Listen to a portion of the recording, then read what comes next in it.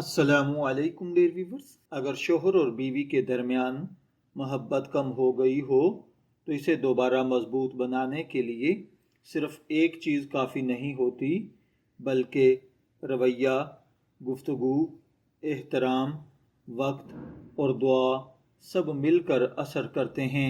इस्लामी और नफ्सियाती दोनों लिहाज से चंद अहम बातें बहुत फ़ायदा देती हैं, जिनमें पहले नंबर पर है नरम लहजा और इज़्ज़त। अक्सर मर्द सख्त गुफ्तगू, तंज या मुसलसल शिकायत से दूर होने लगते हैं।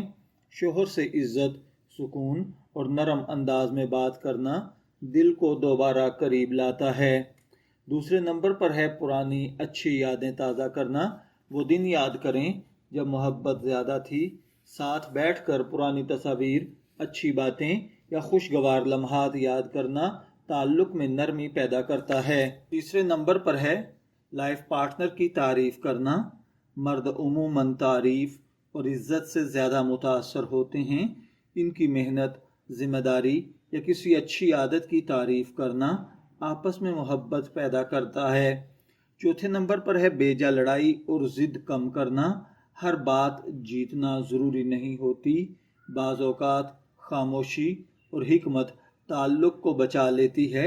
लिहाजा शोहर के साथ ज़िद करने की बजाय अगर एहतियात से बात की जाए तो मोहब्बत बढ़ती है। पाँचवें नंबर पर है ख़ुद को नज़रअंदाज न करना।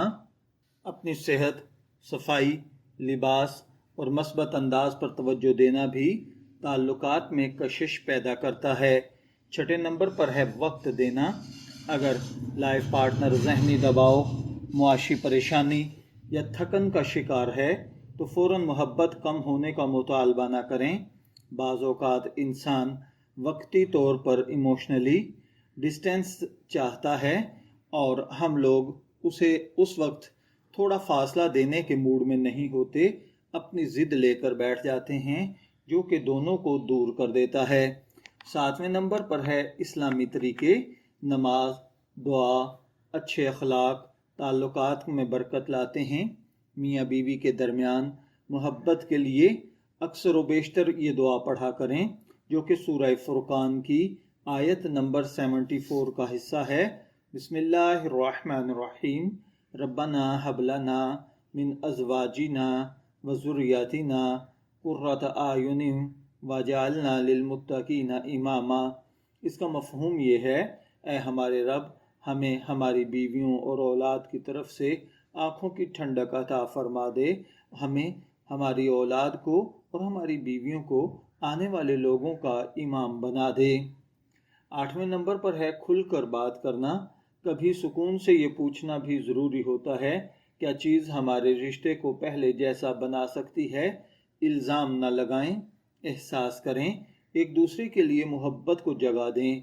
नौवें नंबर पर होता है तीसरे लोगों को मुदाखलत कम करने दें। हर मसला ख़ानदान या दोस्तों को बताने से हल नहीं होता, बल्कि बाज़ औक़ात कुछ बातें ऐसी होती हैं, अगर किसी तीसरे शख्स को पता चल जाए तो रिश्ता मज़ीद ख़राब हो जाता है। लिहाजा बातों को फैलाने की बजाय समेटने की कोशिश करें। 10वें और आखिरी नंबर पर है अगर मसला बहुत बढ़ गया हो तो किसी समझदार बुज़ुर्ग, फैमिली काउंसलर या इस्लामी रहनुमाई लेने में हिचकिचाहट का शिकार ना हो।